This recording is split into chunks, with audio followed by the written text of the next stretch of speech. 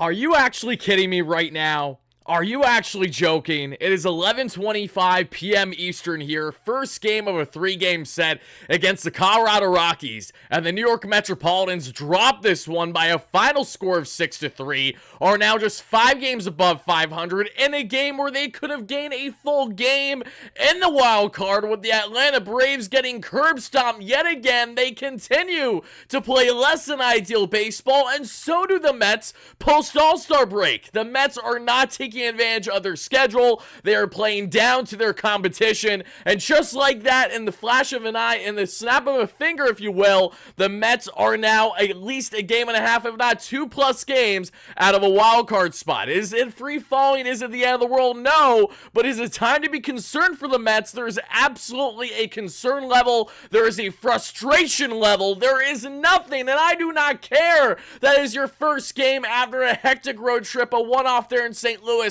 I do not care how bad the ballpark is there in Coors. I know it's batting practice. I know the defense was horrendous. But at the core of it all, this Mets offense once again was not able to show up when we need them to, and that continues to be now a problem for this Mets team. I was asked a week ago by many Mets fans saying, Wardy, what is your concern level with the Mets' lack of consistent offense at the time? At the time, I said not all that much, but with the Mets not doing anything right on the offensive and defensive side of the ball, we now have ourselves greater problems. So let's get into it. Let's break it down a lot today. I can't even talk right now. I'm that pissed off because, again, especially for a late night East Coast game, it is never ideal. A late night, it's obviously a West Coast game, but for us people that are like me that reside in Pennsylvania, if you reside in New York or you reside in Jersey, whoever you are, you're staying up late for these games. So if you're going to stay up late, the least that the Mets can do is show up when we need them to show up, and they continue to flounder.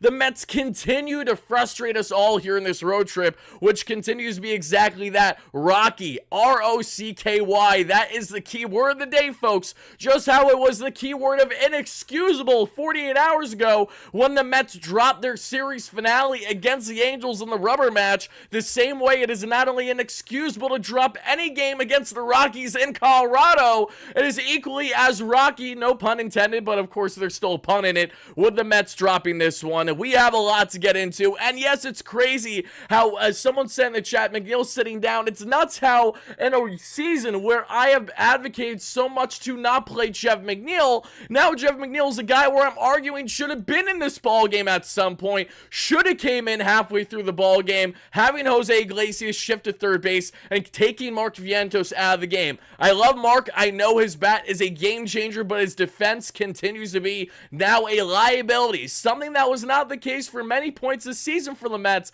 given how much his bat has propelled him. Now has been a major problem on the defensive end, to the point that the bat is not outweighing the defensive problems over the past week plus. Vientos needs to be better. We're going to get into his defensive hiccups in today's show. As we always do, we're going to break things down inning by inning, as we typically do. To all my Mets fans, baseball fans, whoever you're a fan of first chiming in, I greatly appreciate everybody. Smash that like and subscribe button as your first chime in, as we live react and rant together to the latest Metropolitan loss here by a final score of 6-3. We got some key updates to get into later on in the show, as we will, folks. A lot to say on Starling Marte, the Mets bullpen, Christian Scott, and more, but we will conclude today's show with that, along with the latest on the prospect end, as there's some key updates on that front as well. But we have to highlight here what went wrong in Mets land, so let's do exactly that. We see on the pitching end, again, what was not working for Luis Severino. I understand weather wasn't on your side, but I also understand that for Luis Severino, while the defense wasn't great,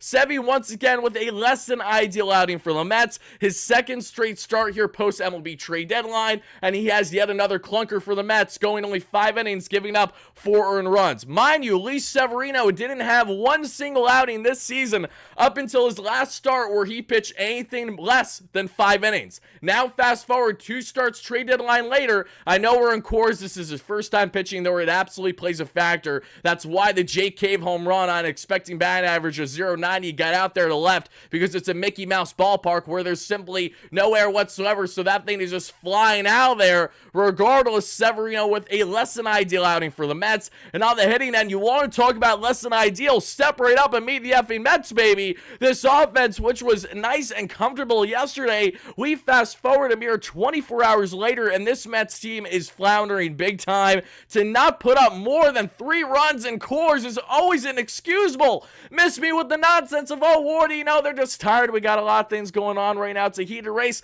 I know it's a heated race. This is why we're reacting the way that we are. I'm only hot-headed right now on a late night Tuesday evening simply because the Mets have found themselves in the wild card race after digging themselves 11 games below 500. Where is the JDM motto on playing loose, playing comfortable? Having the lack of expectation viewpoint is what helps them with their day-to-day. You have to wonder, with the pressure piling on, with every team that was looking to compete in the wild card adding at the trade deadline and succeeding in said ads, you have to wonder, is the pressure at all getting the Mets in this very tough 10-game trip? Again, it is a difficult task. This is why when we had Mets fans so comfortably saying, Wardy, they're going to go 7-3, they're going to go 8-2, they have to go 8-2. Again, I'm all for an 8-2, 7-3 road trip, but miss me with the nonsense that it was a certainty. That's why I said on the fairly conservative side, I hope the Mets go 6-4 at least, and now they're 1 loss away from already finding 4 losses throughout their first 6 games or so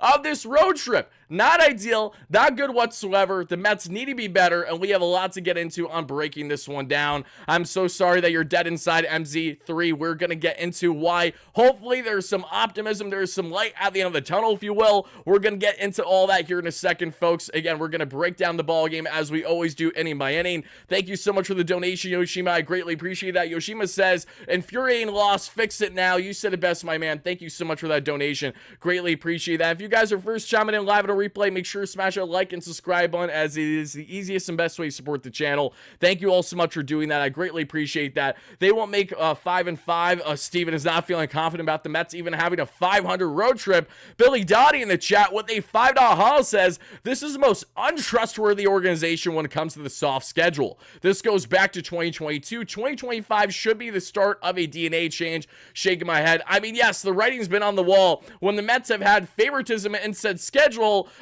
their talent that they're facing off against, they have a tendency to play down to them. This is a continuation of exactly that from years prior, but let's also not forget the heated race that the Mets are currently in, and why everything is under a magnifying glass simply because every game matters more than ever before. With the teams rolling in the wild card, in the Diamondbacks, in the Padres, who are destined to win yet again tonight if they haven't already, and then with the Braves floundering the way that they are, the Mets simply not pouncing here is what simply hurts my brain. And then you add in, towards the end of the month, we have, 7 games against the Diamondbacks and the Padres. So just when you think that, oh, this West Coast trip can't get worse, just wait till you hear that we have a second West Coast trip that can easily make or break this entire Mets run before the month of August has even concluded. Billy, thank you for that donation. I greatly appreciate that. We're almost at 50 likes in the chat, just a couple more away from that, so thank you for smashing those buttons, folks. Let's let it rip. We have a lot to get into in this one, and I just simply do not want to waste any time. Again, simple reaction, this one, inexcusable. A rocky road trip continues for this Mets team, and they need to get out of this funk and fast with a lack of consistency. I know a lot of things did not go in the Mets' favor today. I know that we had a schmuck of an ump that allowed Jose Iglesias to somehow strike out when one measly pitch was actually touching the zone whatsoever, where Carl Freeland, the schmuck of a southpaw that he is, went out of his way to talk smack. It's almost like karma is a nice humble slice of pie, because we saw Freeland sadly exit today's game in part because of an apparent blister injury. Not that I wish injury, but if karma's happening, it was certainly an example there between Kyle and his former teammate that everyone loves, unless he simply has something against Mr. OMG himself and Jose Iglesias. Brennan, thank you so much for the $2 holla. This core always does this when pressure is hot. I appreciate that. And you want to talk about pressure being hot? Let's talk about Pete Alonso. Let's talk about JD Martinez. Let's talk about these key hitters in this Mets lineup. Yes, Alonso had a nice single up the middle to lead off the 6th, but that's when the Mets were losing. Something that Pete Alonso has famously done this season is that when the Mets are losing, highlight real numbers. 300 average, 1,000 OPS. You want Pete Alonso locked up for the next decade. When the Mets are in front, when it is tight situations, when they are, pardon me, I'm actually getting my numbers cooked up right now. Yes, when the Mets are in front, when they actually have tight ball games, runners in scoring position, again, the more higher leverage situations, Pete Alonso has floundered like never before in his respective career this season. That's a problem. We talked about that in yesterday's show, the entering clip that honestly blew up on YouTube a lot more than I was expecting it to, so I appreciate the traction. That was a big conversation, and I did not want to steer any Mets fans to believe that I don't like Pete Alonso or anything like that. I emphasized that in the video, but I did want to reiterate the frustration with Alonso and why, some fans have a rightful reason to be upset with how he spoke in his recent interview and why the numbers are important when evaluating him, the same way that Alonso famously referenced his numbers for having a 40 home run season on pace when he's on pace currently for 32, just for some examples there. Did you hear Alonso was an all-star, says Ida in the chat? I mean, exactly. That is a beautiful quote of exactly how a lot of Mets fans felt after hearing Alonso's comments yesterday. Again, not that I'm overly hard-pressed with what Alonso had to say. I quite frankly don't care all that much about player post-game interviews. I don't watch them all. It's not something that I deep dive because I'm doing a lot of my own post-game coverage, and it's just such a short turnaround to the next day and knowing that they just got things that they got to say. But again, I understood the not as much outrage as I will say frustration level of fans, because I'm not here to tell you that Pete Alonso is a terrible player or anything like that. He isn't, but he's having a frustrating season, and I think he himself, too, doesn't understand the proper formula to fix this, and that in itself is a problem, not only for himself in trying to get the bag this offseason, but for the Mets on trying to have a playoff run this year that can quickly snap out of their fingers, again, with the way that they're free-falling in this Rocky road trip. Andrew, thank you so much for your $2 haul. Pete is done.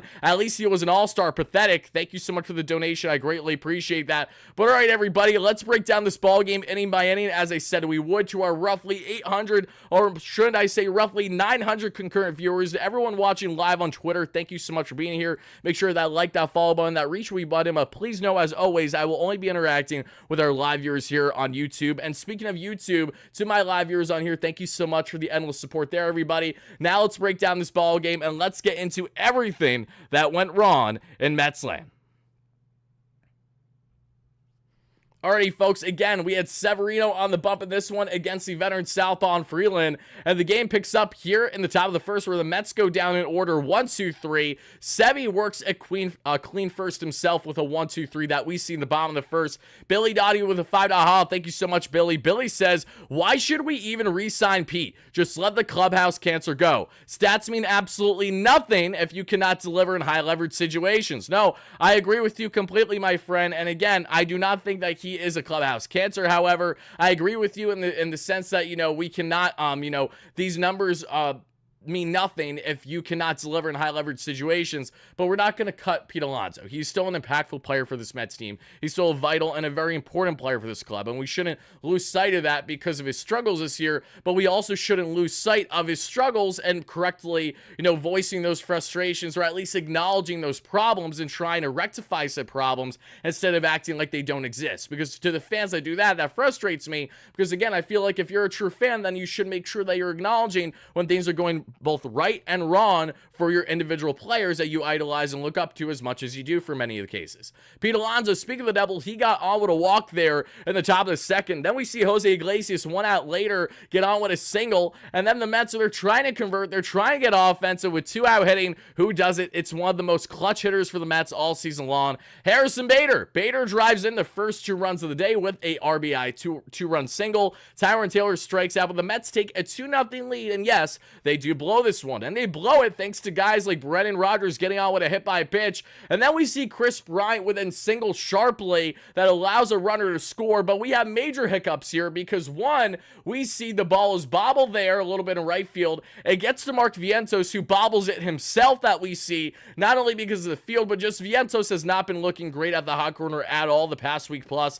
It has been brutal to say the least, sadly, and I love Mark, but he's been playing really bad defense there. It bobbles, it gets past him. eventually a run scores because the ball gets through the netting to the Mets third base foul side right by their dugout, and because of the piss poor netting job by the Rockies, that allows the run to score still. Again, nothing changes because of it gets stuck, allows runners to eventually advance and score from said thing. That's frustrating in itself. So already this game feels cursed. We're in Colorado, things are not going in our favor. This is giving me shades a little bit of even when the hiccup that we had back in Pittsburgh with Taijuan Walker back in the 2021 season, where the Mets still somehow rallied all the way back and won that game, which was nuts, after Edwin Diaz gave up a grand slam walk-off to Jacob Stallings the night prior. Surely Wardy wasn't at that one and only Mets-Pirates game for his first and only time in Pittsburgh thus far.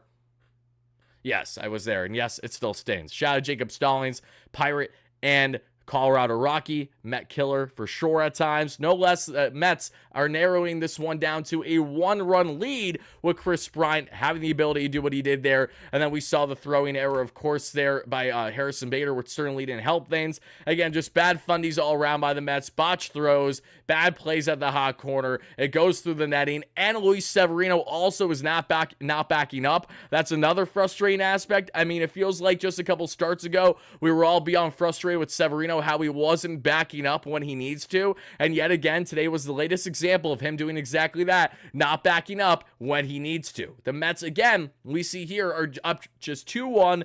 Then we see Toglia reach on a fielder's choice there, a frustrating one. Thankfully Chris Bryant would be out at home because of a beautiful play there by Jose Iglesias, a heads up play by Jose, who again, the former Colorado Rocky, who understands this ballpark better than most on the Mets roster, with great range, with the tag out there, the throw out, beautiful play, and again, that thankfully saved a run as the Mets would head into the third inning up 2-1, and we see JDM get on with a 2-out walk, then Pete Alonso promptly strikes out to end the inning. Of course, with a runner on and Mets with a lead, Pete Alonso nowhere to be seen. Charlie Blackmon with a single after 1 out that we see in the bottom of the third. Then with 2 outs, Brennan Doyle gets on with a single. Thankfully, Ryan McMahon would strike out swinging, a huge strikeout there for Luis Severino, who escapes the jam unscathed. A 1-2-3 inning for Freeland and the Rockies later. Mind you, this included a clear bullshit call on Jose Iglesias, called out on strikes when, mind you everybody,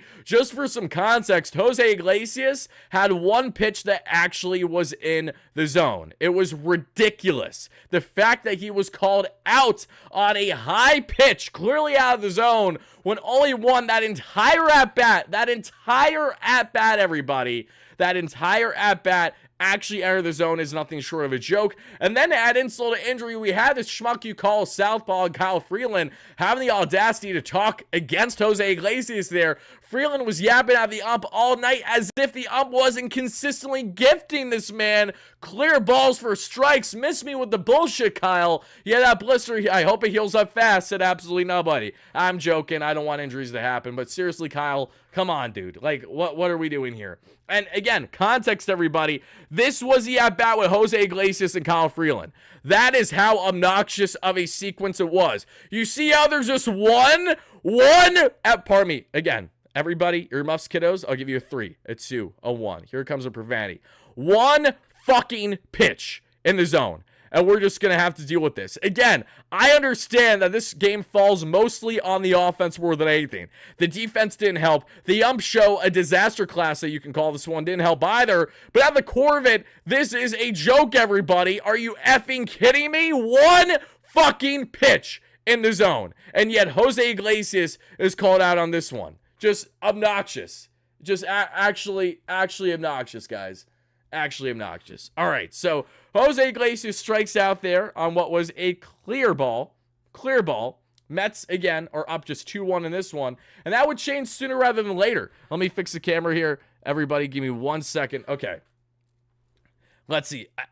If you believe in Stearns, I got a bridge for you to buy. I'm going to buy a lot of bridges then, because if you think that you're going to write off David Stearns and his success with the Mets, especially this season with the budget that they had, the acquisitions that they made, I mean, it's honestly hilarious. Yes, this is all David Stearns' fault. It's not like all Mets fans knew heading into the season that they would be right around a fringe playoff team pushing for a wild card spot. Exactly what they're doing here all the months later at August 6th. Who would have thought, right? All right, hopping back into this one now, folks. Again, we can all be frustrated, but to throw David Stearns under the bus here, I think, is pretty silly. I mean, again, that's just my opinion, at least. Everyone's entitled to their own. Brendan Rodgers gets on with a single. Then we see Elias Diaz doubles with the game tying run. It is a 2-2 ball game just like that. Jay Cave rips a home run, somehow gets out. This one expected batting average of not even 100 or so. Jay Cave gives the Rockies a 4-2 lead. Then we see Tyrod Taylor rip his 14th double of the year a half inning later, but the Mets are not able to get too much done. Actually, I'm lying. I'm completely lying because I forgot WardyNYM came up to play. Brandon, again, the Wyoming native who grew up a Rockies fan, producing against his favorite team growing up. Nimmo rips a single, which makes it a one-run ball game. Brandon, who's fluctuated with his offense quite a bit post All-Star break, has struck out at a great clip. Definitely had a solid at-bat there to give the Mets within one run. Surely the Mets within a run here can pounce beyond this. Sadly, that they do not do exactly that. And Kyle Freeland, mind you, gave up that RBI single up the middle to WardyNYM after Freeland tried to stay in the game. What felt like what was a blister there in his throwing hand. He stays in. He's trying to get acclimated. It's raining. The weather isn't looking great. Thankfully, Nimmo hits a single that takes him out of the ball game. And then again, Justin Lawrence facing off against JD Martinez. JD right away swinging without a problem, grounds out to third baseman Ryan McMahon, and that does it for the inning. JDM, who I love, hitting savant, continues to struggle with the consistency oh so mightily and is definitely falling in that category that I predicted that, again, could be the case for the Mets in their DH position this year. At JDM, more in the 265, 270 range on the average, 20, 25 home runs, 75 to 80 RBIs, in that range, and closer to 100 OPS than a 900 OPS. All things are aligning to be exactly that this season, and honestly might even be a little bit more underwhelming unless JDM can really turn things on before it's too late here. A wild pitch, sadly, would allow Ezekiel Tovar to get to third base. Brendan Rodgers would rip a double, his 20th of the year, makes it 5-3 Rockies, and that does it for Elise Severino. Again, Sevy's final line, folks, is as follows, everybody. 5 innings of 8 hit, 5 run, 4 earned runs, 0 walk, 5 strikeout ball, and an outing where Severino is not walking anybody. He still gives up 4 over 5. Just an absolute gut punch, to say the least. Guys, remember, panic ranting over a playoff spot is one thing. Let's see this. Don't let it cloud the mostly successful season. Thank you, KC. 100%. And it's been an up-down season, to say the least, for sure. But my goodness, I just think it's hilarious that, again, after a slight losing skid, that we switch up that drastically. No, you can't be that hypocrite. Don't do it. Just don't do it. All right. Now, to get back in this one, folks, to break it down more, let's talk about it, because the Mets, again, lost this one by a final score of 6-3. Frustration comes into play here, and it starts with Jose Iglesias, who gets on with a single after Pete Alonso leads off the inning with a single himself up the middle. 2 on, 1 out here, because Mark Vientos flies out. Mind you, Vientos, who had some just really, really bad plays defensively at the hot corner, had his worst that we saw. I mean, not completely worst yet, because the play earlier today with the bobbled ball didn't help, but Vientos, after there was not even a true rain delay, like ever so slight, because they didn't put the tarp on, that we saw in the bottom of the 5th inning, led to Rodgers scoring that driving in that run, his 20th double of the year, because Vientos, again, with poor footing and with not having great surrounding area with the dirt around him, got a little stuck in the mud there, couldn't get the full glove on it, and that allows a double to drive in a run down the third baseline. Is Vientos at complete fault there? No. Again, he did not have any favors with them not putting the tarp up, just throwing out some dirt last second in hopes that it's not going to have things as bad as what it was. No less though, Vientos, who already was having a poor defensive game and defensive road trip to begin with, is now under a magnified glass yet again after another tough play there. That gives the Rockies a 5-3 lead. Now to reel back in the 6th inning, as I was mentioning, Alonso and Iglesias get on 2 hits, 1 out here, and then we see Jesse Winker coming in to pinch hit for Luis Torrens. Mind you, Torrens has done pretty well with runners in scoring position this year, and as much as I love Jesse Winker, Jesse, who has thrived with runners in scoring position this season with the Nationals, has yet to produce anything here with the Mets. I know he's had a very limited sample size, so I'm not going to blame Jesse all that much right now. Again, it's not easy, especially when you're not starting the ball game the way he was cold coming off the bench here in Colorado, but Jesse grounds into it, any double play, a gut punch as well for a guy that, as I mentioned, has thrived mightily this season with runners in scoring position and batting with 2 or 1 outs. It's frustrating to see. Hopefully Winker with more increased playing time over the coming days. Mind you, that might change a little bit in the coming weeks when Starling Marte inevitably returns. Still though, for Winker, needs to get in a groove here, has yet to do so, and we're looking for that first big hit for the Mets where it's substantial and not just advancing a runner and Alonso to second base at absolute most. Huascar Brausman then comes in the 6th inning, folks, and Huascar Brausman takes down the Rockies in both the 6th and the 7th inning. What stings the most is in the 7th we see, or in the bottom of the 6th, pardon me, in the 7th for the Mets, we see with 2 outs, Lindor get on with a single. Nimmo drives his 20th double of the season in the gap there, center left. And with 2 in scoring position, JD Martinez grounds out to end the inning. Another inning ground out with a guy on, at least for JDM today. Brutal at-bat there for sure. And thankfully, Huascar Brausman held his own with 6 up, 6 down that we saw in back-to-back innings. So shout out to Huascar, who steps up big time after sadly giving up the Mets lead and ultimately losing the ball game in Anaheim, where he was hung out to dry from Carlos Mendoza. Can't tell me otherwise. He threw at least 6 pitches to every batter he faced, including the first 2 that he struck out against. Again, did not look sharp from the beginning of that outing, yet he was hung out to dry in that one. Frustrating one. No less, Huascar bounces back in this one. If there's a positive on the pitching end, that is certainly one of them, but that is not really, that's pretty much it, everybody. Because on the offensive end, the offense would happen that we would see as Alex Young comes in the 8th inning. Chris Bryant rips just his 5th double of the year. Talk about a garbage contract. Thank God the Mets never did that, and thank goodness that the Mets didn't listen to me, who was a heavy advocate for Chris Bryant with all the rumors going on all those 2.5, 3 years ago now. Toglia gets on with a walk, and Diaz rips a single to make it 6-3 Colorado. The Mets then get Alvarez on with a single. Then we see Harrison Bader, after it was reviewed, is safe at first base on the force out. It is not a double play. There is 1 on, 1 out there. And then we see Taylor line out and Lindor ground out. And that is the ball game. The Mets go on to lose this one by a final score of 6-3, and they look to snap back in the win column tomorrow in Game 2 of a 3-game set here against the Rockies. And all I got to say is, if you're going to keep us up, Mets, you got to make sure you're winning, especially with every game oh so more important than the last here in this oh so tight and oh so vital wild card race. Steve, thank you for the $5 holla. I appreciate that. Alonso just has the attitude where it's similar to McNeil, where if things don't go their way, they are very whiny and could rub the team in a negative way.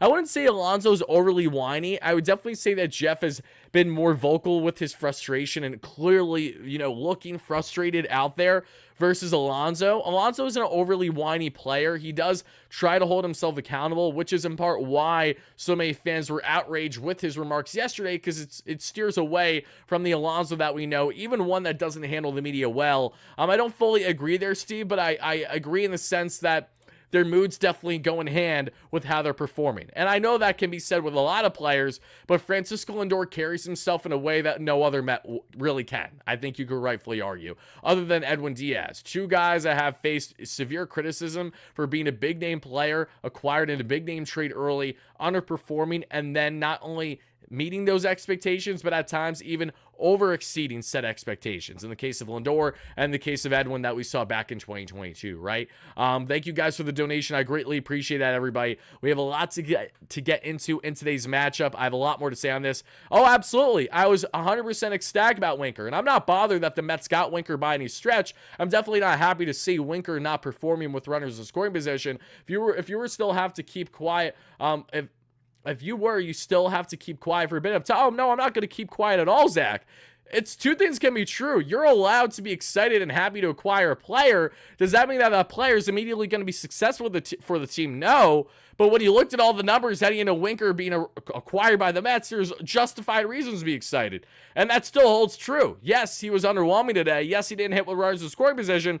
But the counter is Harrison Bader hit with runners in scoring position. Brandon Nimmo, two guys that have had the clutch gene for the Mets more than most this season. Look at everyone else here. You know, this isn't like that this is a nitpick towards just one player. The majority of the Mets lineup once again did not produce tonight. I believe that they finished with at least 2-7 with runners in scoring position. That is correct. They left 7 on base. Again, Winker wasn't helping, but Jesse's far from a Metropolitan problem right now. The consistent problem is their lack of offense when they have been needing it. You know, if we look on a day-by-day, night-by-night basis, post-All-Star break, this Mets team is far from in a groove that they were once in this season. And everybody, we're halfway to 100 likes here in the live show. Thank you all so much for that. Everybody watching live on YouTube, continue to smash those buttons. Thank you all so much. Billy Dottie with a $2 haul says, I bet 1K on the Mets over 80.5 win total. Thank you so much for the donation. I agree. I think they get there. You know, I wish you the best in that, obviously. I still think that they absolutely are going to get above 80 wins this season. What I'm saying is, for the newly found Winker haters, you got to have some reserve if you were gassing him up when you got him. I'm defending him right now. I understand, Zach. I completely misunderstood you initially, so I appreciate the clarity. And I apologize if I came at you by any stretch. That's what I just said. He's going tomorrow. Who's going tomorrow? Hold on. Who's going tomorrow? What did I miss here? Oh, okay. Yeah. Blackburn is going tomorrow. Yes, that is true. Yep. Blackburn is on the bump tomorrow. That is correct.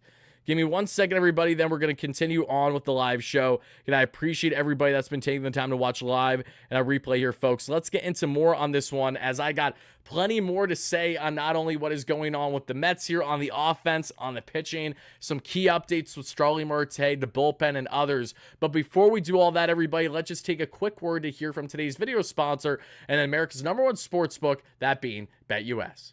BetUS, America's favorite sportsbook and casino. Live betting and racebook. We're celebrating 30 years with a historic offer. A 125% sign-up bonus on your first 3 deposits. Plus 10% gambler's insurance. Get started today. BetUS, where the game begins. All right, everybody, if you haven't already, make sure to check out BetUS for all your sports betting needs for my fellow sports bettors out there by clicking that link in the description or the pinned comment here after this has been live, as you guys can get 125% bonus on not your first, not your second, but your first 3 deposits up to $2,000 with our friends here at BetUS. And as you guys can see, for upcoming slate of games here for this Wednesday, I'm going to do our latest 2-pick parlay. I'm not going to have any Mets bias in this one. I ain't going to do it, but I am definitely going to have some bias picks overall. The White Sox, I believe, just won their first game in over 20 straight losses tonight. That's huge.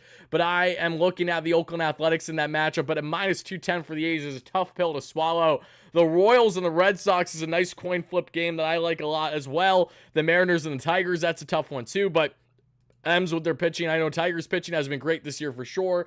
Did not mean to have that pop up. Let's see back here, everybody. We're going to go with a 2-leg parlay that you guys can tail should you wish with BetUS. And we're going to look at the Mariners there at minus 132 odds on the money line. And we are going to pair that with one other key matchup tomorrow. The Brewers just took care of business comfortably against the Braves, but the Braves, you know, being blown out back-to-back days, they just have had some underwhelming games lately. I don't have the confidence that they're necessarily going to get absolutely cooked again tomorrow. However, the Brewers at, you know, plus 1.5, being the money line underdogs that they are, and to win by at least make sure that they don't lose by more than a run and a half. I like those odds at minus 155 for sure. Giants and Nationals as well as a coin flip. Reds and Marlins. I'm going to go with Cincinnati with Ellie De La Cruz being a human highlight reel lately. So we're going to do Reds, and we're also going to go with the Seattle Mariners as our two-leg parlay. Good luck to everybody. Should you place those bets, I'm just going to do a simple $10 leg and see what that gets me, and get good luck with everybody. And make sure you bet responsibly with our great friends at BetUS, America's #1 sportsbook. Now, as we get into a more here on this ball game and what stood out for sure, let's talk a bit here on the pitching end, because while I'm not going to, spend all night talking about Luis Severino and his less than a great outing, definitely had some frustration in this one, I am going to highlight Severino, what was looking right versus what was looking wrong from him, and it was a couple things. So let's get into what was standing out about Sevy both positively and negatively in this outing. One, what we noticed right away was that the fastball was lively, and it was definitely up from his previous start. This was huge. The changeup as well, and the velocity was up roughly 2.5 miles per hour, but again, you got to make sure you're having success with said changeup in order for that to be a good thing. In the case of Severino, he just did not induce any whiffs whatsoever today, and that's where he had a bugaboo here. I understand it's hard to pitch in cores. It is definitely a batter's park, to say the least. That's why you get Mickey Mouse home runs like Jake Cave had when it absolutely should not have happened, but with the ball flying out of cores the way it does, of course it did. And speaking of Severino here, when we look at his arsenal, 4-seam fastball, topped out 99, sat 97, was up a mile per hour today. Sinker, that was 28% of the arsenal. Mind you, 4-seam he threw over 50% of the time tonight. Big 4-seam usage, and that sadly didn't work in his favor as much as we hope. Outside the velo looking good. Sinker topped out 97.4, sat 96, just up on the velo. Changeup up at 7% of the arsenal, as I mentioned. Slider at 7%. Topping 90, sitting 87, that's up. The sweeper that he threw just 6% of the time, topping out 89, sitting 86, and that was up over a mile per hour. Just no whiffs whatsoever. Had a 20% whiff rate on his 4-seam fastball, 0 whiffs on the sinker, 0 whiff on the changeup, 0 whiff on the slider, 0 whiff on the sweeper. That is your problem for Luis Severino, everybody.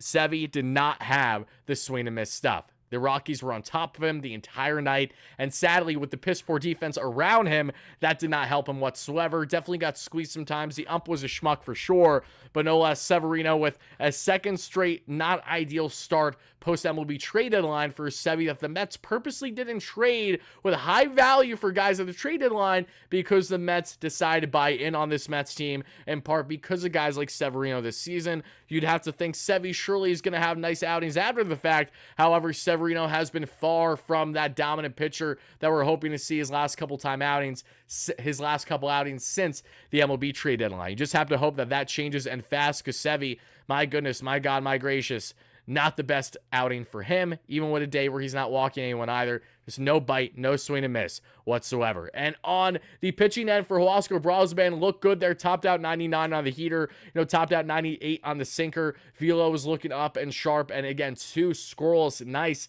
easy work of an inning that we saw in the 7th, and then 6th and 7th, I believe. Then Alex Young came in. Alex Young, again, had himself a jam, unfortunately, today. But Young, I've still been pretty happy with what I've seen from him this season. Has had some bad luck today for sure, because Young, the run that was given up, I do believe that final run was in part, was it because of the mishap there with Brendan Rodgers and Mark Vientos, or maybe that was before it happened. Either way, Alex Young got himself in a jam there, but this falls on the offense far more than anything. White Sox did win. Yes, Tony Baloney, I saw that. Crazy. They snap their 21 losing streak, which is insane, and shows you how much of a joke of an organization Southside Chicago with the White Sox sadly continues to be. I know that we don't have a great history as an organization either, but holy shit, the bar is low there in Southside. And let's continue to talk about this, everybody, not just on the pitching end, but I want to highlight the hitting, and then let's get into all the key updates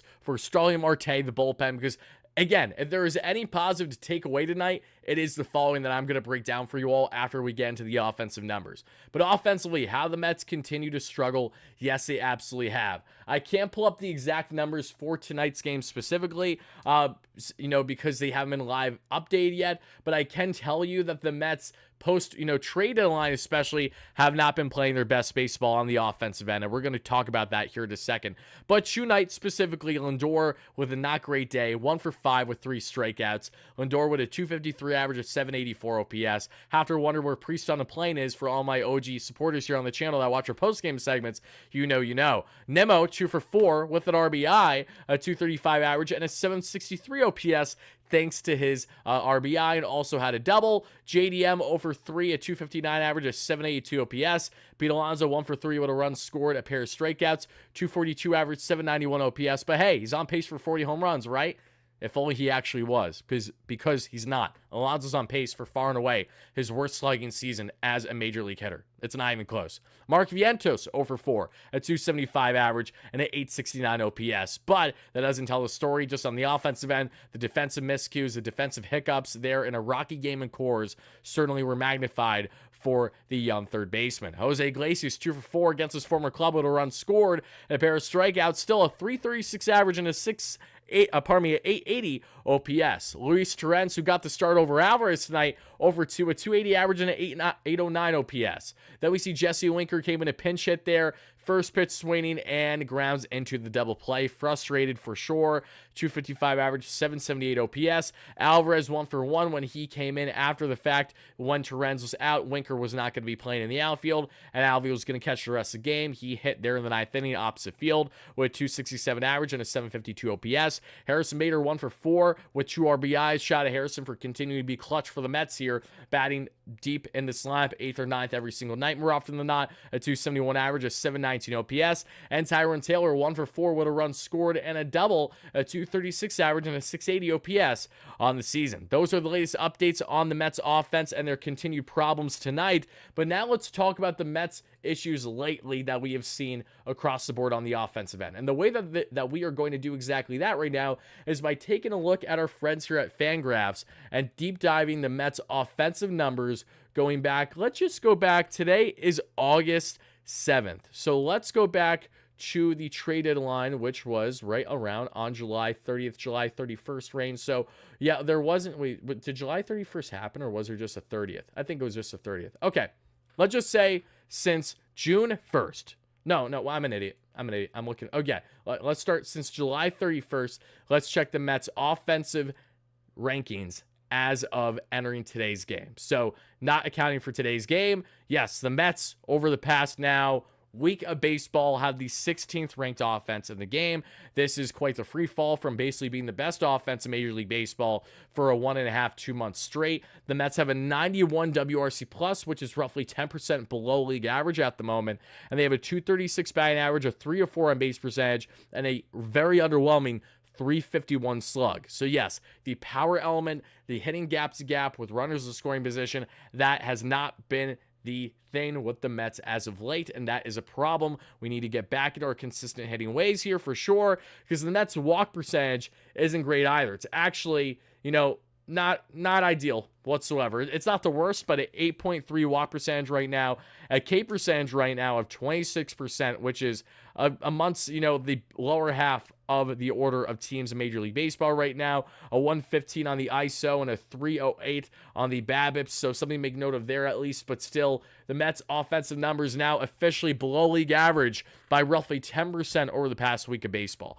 Again, it's just a week, but the reason why it stands out so much is because even in just a week, the Mets can lose so much ground in the wild card, and then they, again, teeth and clawed all the way back from 11 games below 500. For them to just let this slip away, the way that they are surely doing right now, that is why we're so frustrated, because they work so hard to get here. Do not fall flat on your face this early, this premature. At minimum, wait until you're facing the Padres and Diamondbacks. And if you show your true colors then, if you're not the better team in those matchups, then it proves that you aren't the better team, and the Padres and the Diamondbacks are likely the teams to beat in order to crack a wild card spot the remainder of the year.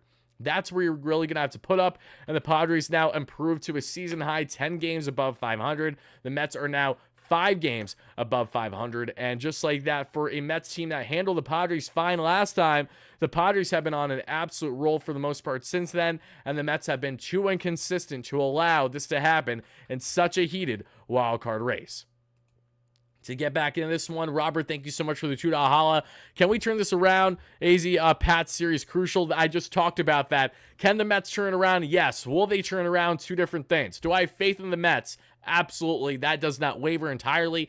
Am I concerned with the Mets to a degree? Absolutely. Just because even if the Mets play above 500 baseball the rest of the way, above 500 baseball is not going to get the job done to make playoffs. So the way that it was helping them greatly for a good period of time as they were climbing the standings, but that was because the Mets that we saw in the month of June were double the amount of wins to the losses that they had. In the month of July, the Mets finished, I believe, with a 17-10 record. So almost, again, double the amount of wins to losses. We enter August here, the Mets have a below 500 record. And the worst part of it all is that they're losing to the worst teams to lose to in this road trip. It's great that they won, and they're one off against St. Louis, especially with them having the tiebreaker now. That's vital. That's awesome. I love that. But what I certainly don't love is a Mets team right now that is not stepping up against the Anaheim effing Angels and the Colorado Rockies, two bottom feeder clubs that we are making look like the best things in sliced bread because we're having bad fundies, we're making mental mistakes, and we're just not hitting what we need to. It just, again, they worked so hard to get here. Do not let this fall this premature. I don't think it's going to happen, but again, we will know the fate of this team more than likely by the time we reach the Arizona Diamondbacks in the Padres series, if not sooner. Pat Benson, thank you for the donation. I appreciate that. As usual, when the Mets get mentioned in playoff talk, that means just one thing: the choke is on. And that, sadly, is somewhat of a reality at the moment, only because the Mets, again, they haven't faced a lot of pressure. When they haven't faced pressure, that is when they've stepped up and have rolled throughout the season. That is when they've really looked like a team that has mind-boggled us all for the best reasons possible. Now you enter a Mets team that has been in the wild card race for a decent stretch of time now, having a lot of expectations, being buyers at the trade deadline, knowing that David Stearns bought in and did not sell away the Manayas, the Sevis, the Quintanas, where they could have absolutely landed a haul of prospects in return. Now you're telling me they're going to put up a performance where they might not even make playoffs. Miss me with that bullshit. The team needs to be better. They know to be better. I do not care about how difficult this road trip might be on paper. It is never, ever okay to lose to the Rockies. Zach, thank you for the donation. I appreciate that. P has played every game this season. Do you think Mendoza's credibility is hurt in the clubhouse if he benches Pete, who has good rapport on the team? I don't want to say credibility. No, I think it would be called... I think by Mendoza doing such a thing, if it were to happen, I don't think it will, but if it were to happen, that would be actually holding players accountable, and I like that. And if Alonso doesn't take that the right way, if he gets offended by that, then that shows a continued problem for Alonso, his mentality this season, and a further reason as to why the Mets are probably less than inclined to fully invest on a guy beyond the 2024 season. I mean, you can't be selfish in those situations, because in the case of Alonso, yes, he has the pedigree in the organization over the years, but he doesn't have the right to be stubborn consistently this year with the way that he has been as inconsistent as he has been. Is he the only one that's been inconsistent? No, but he definitely sticks out given it's a contract year and given that he's one of the best home run hitters in baseball, and he's just not hitting home runs at a rate that, or what we have seen since the start of his rookie year in 2019. All these things are true and have held true. Thank you guys so much, as we're just around halfway to 100 likes here in the live show. Continue to smash those buttons if you haven't already. I greatly appreciate that, folks. But everybody, before we get on to the prospects, actually, you know what? Let's do the prospects quick, and then after the prospects, we are going to do a complete deep dive on the latest big updates in Metsland, as I may cut this after the fact and post it separately on the channel early tomorrow, or not. I'm not entirely sure yet. We'll see what happens. But either way, everybody, let's get into the latest on the prospect end, because let's see what was happening with teams like the Syracuse Mets, along with the Rumble Ponies, and along with everybody else.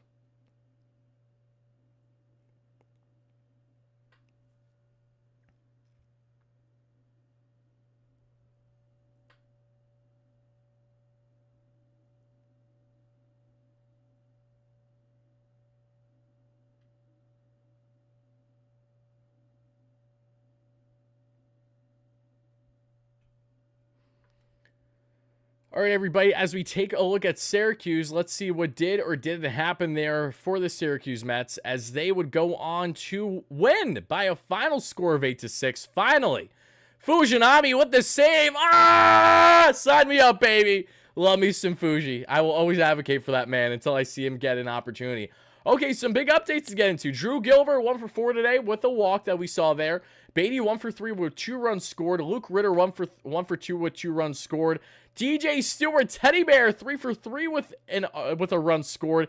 DJ slugging .571 with a 1,500 OPS in the minor leagues, baby. Shout out to you, DJ. Happy to see you back thriving where you should be at the moment, unless Jesse cannot provide any good things whatsoever. We see on the pitching end, Tyler McGill, who got the start today, was less than ideal. He gave up 4 earned runs over 5 innings, 5 hit, 1 walk, 4 strikeout ball. If there was one positive to take away from Tyler McGill's outing today, it was simply that McGill was able to command the zone and not walk everyone and their mother. Reed Garrett, who we're going to talk about in the updates here in a second, had himself a very sharp outing, but I'm actually going to go back to Reed Garrett here in a little bit. We saw Matt Gage, who again was very solid for the Mets, has yet to really pitch for the Mets this season, but it was a solid acquisition by David Stearns from the Dodgers organization, as southpaw option was yet to give up a run there at AAA with the Mets this season. Pitched a scoreless outing. He has been nails all year long there in AAA. Eric Orzi, who got the win today, funny enough, was the second worst pitcher for the Syracuse Mets,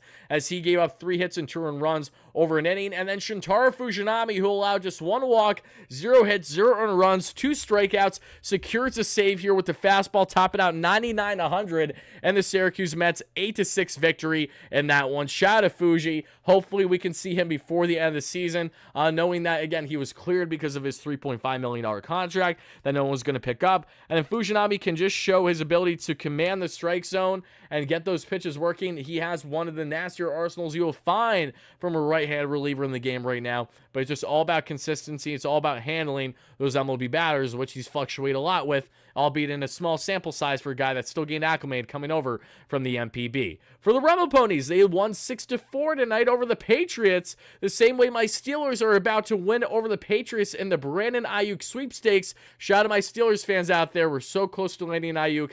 I can taste it now. I can smell it. Let's make it happen, baby. I don't care what it takes. Just bring Ayuk to Pittsburgh. For my Steelers fans out there, the select few watching, if you know, you know.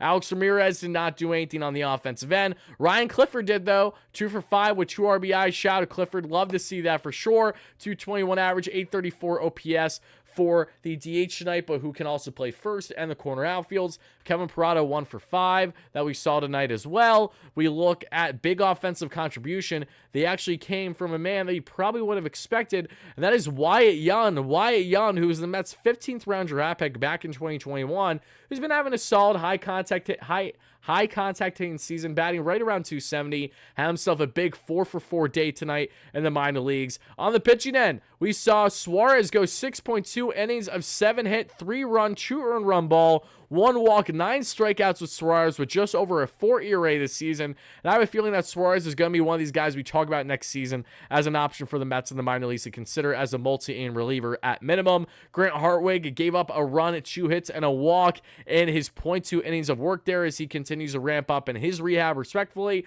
But let's see what happens there now for the Cyclones, and then we'll wrap things up with the Port St. Lucie Mets and wrap up the show by getting into the latest big Mets updates, because we definitely have some to get into. Steelers, you disgusting. You'll get through it, Aiden, I promise. I feel like if you're a Steelers hater just because you're a fan of an opposing team in the AFC North, which all the other teams simply don't have the Steelers pedigree. Yes, I'm going to pull the Yankees shit. Yes, we got 6 rings. Still, I know I'm shooting Stairway to 7. Haven't seen it. Been dying for the past decade plus to see it. I don't know when I'm going to see it, but hopefully we get Ayuk. That's all I got to say about that. On the Cyclones, their game was postponed today because of inclement weather. Let's see Port St. Lucie, what happened there, if anything, because they had a game a couple days ago that was postponed because of weather as well. For the Port St. Lucie Mets, they dropped this one in Bradenton by a final score of 9-5. Let's see the key takeaways. Our top draft pick from a year or so ago, Colin Houck, the infielder. How did he look? Houck went 1 for 2 with 2 RBIs and 2 walks. There we go, Colin. That's what I want to see. Let's end his first pro year strong, baby. I know you can do it, Colin. He's had a really, really tough go of it in his first year in the pros. Not that means much in the early goings here, but you want him to perform better. A 213 average, a 624 OPS. I would gladly take that production today from him for sure. On the pitching end, nothing too notable there, again, especially because we're talking about just, single A baseball. But those are the latest updates on the prospect front, everybody. Bro just sits the Yankees for no reason. What else is new, Pat? Speaking of Pat, everybody, this is actually a beautiful transition into getting to our second to last segment tonight, because we have the updates that we're going to break down here in a second, as we always do. But I also got to talk to you all about just some awesome, very kind-hearted things that people have done for me lately. And first, I want to give a big shout-out to my good friend and longtime subscriber here on the channel, Dave Kaplitz. Dave, not long ago, sent more baby Shay things my way. For those that don't know, I have a newborn son named Shay. Yes, his name is spelled S-H-E-A, because of course it is. I'm Wardy. What do you expect? And Shay was gifted a lot of amazing Mets things from fans already, followers of the channel, fellow Mets Mets fans, and thank you all so much for that. Dave, a great supporter and longtime friend of mine, sent this our way not that long ago. Thank you so much, Dave, for the outfit. We greatly appreciate that. Once Shea is ready for the 6 to 9 month range, which is what the size is, I will have him repping it plenty. So it really does mean a lot. Thank you so much, as always, for that, Dave. And let me get into some other goodies that were sent my way, this time by my Bridging the Gap co-host, the schmuck of a Yank fan himself that we either love or hate, and my man Patrick Hennessy. And Pat was beyond generous and kind enough to send away the following goodies for baby Shea, and they are the following. Look at this gorgeous New York Mets onesie. You absolutely love to see that. He will be rocking this ASAP. Shout out to Pat. Thank you so much for that. We got ourselves the Mets Banks on deck. Yes, we got some Mets pacifiers here. So when Shea is going to be actually at Mets games, especially probably sometime next year is the first time that we'll bring him there to Citi Field. He'll be rocking these bad boys, I'm sure. And speaking of rocking bad boys, let's talk about the cleanest of fly shoes in the game. You might as well just drop a grand on Flight Club, because that's the only way you're getting these bad boys. All jokes aside, we got the Mets Air Force Ones here. As you can see, just absolutely gorgeous. Surely they're not a knockoff of a Converse look and just, Mets logos on it. And they are a baby Fanatic. Oh, it's Fanatics, so that makes actually a lot of sense. No less, appreciate that so much, Pat. Look at how sick those kicks are. My goodness, my God, my gracious. I thought I had a nice Metropolitan wardrobe to rock it the way that I did, but nope. Pat, my goodness, you made Shea way ahead of the game here. Thank you so much for that. Your baby's due August 28th. Oh, congratulations in advance for you, my friend. That's awesome. Shea is in Shea Stadium, not because of Shea Stadium, but I've always loved the name Shea. And thankfully, Shea Stadium is a connection too with the Mets there, obviously. No, I didn't name him purposely because of Shea Stadium. I named him Shea, and one of the reasons why I like the name Shea is not just the name itself, but also where it roots from in my fandom with the Mets. So yes, there is connection there, but that wasn't the main driver, believe it or not. And last but not least, we were also gifted an awesome Mets ABC book, which is so sick. Absolutely love this thing when we're talking about errors, which there were plenty of for Pete Alonso. Not for Pete Alonso, but for Mark Vientos and the Mets today. At least that's how it felt. Let's look at a fun one. P for pitcher. Just don't be a washed-up pitcher. Noah Syndergaard, Thor himself. Mainly the Thor where he had the big gut and, just wasn't the same. That's the Thor I'm referring to. Who's that on the other side here? Number 30. Is that a young Mike? That is a young Mike. We got a little be like Mike there. Conforto, who had a tank against the Nationals in the Giants' victory against DC. Love to see that. Tommy Pham had a tank tonight as well for the Cardinals. So former Mets outfielders getting the job done here post-trade deadline. But all right, everybody, we got some updates to get into. Let's break them all down, and then we are going to get out of here because this is a long one. I'm absolutely exhausted, and the Mets lost tonight. So again, how much enjoyment am I really going to get out of this? And I know this has such a short shelf life, but we do have some really, really key updates to get into, so let's do exactly that. So for all my live viewers that stayed up late on the East Coast for a post-game coverage, if you watch this as a pre-recorded video that was posted after the fact, overall later on, early the next day before Game 2 of the Rockies-Mets matchup, thank you so much for watching as well. Let me know your biggest takeaways from all the latest big Mets updates in Mets land, and rest assured for all things Mets news, rumors, breaking news live shows, post-game coverage, the number one post-game show here on YouTube. We have you covered on the platform. Thank you for the endless support, and I'm looking forward to hopefully seeing you guys in a victorious discussion in our next post-game segment. Until then, have a great one, folks, and as always, no matter what, no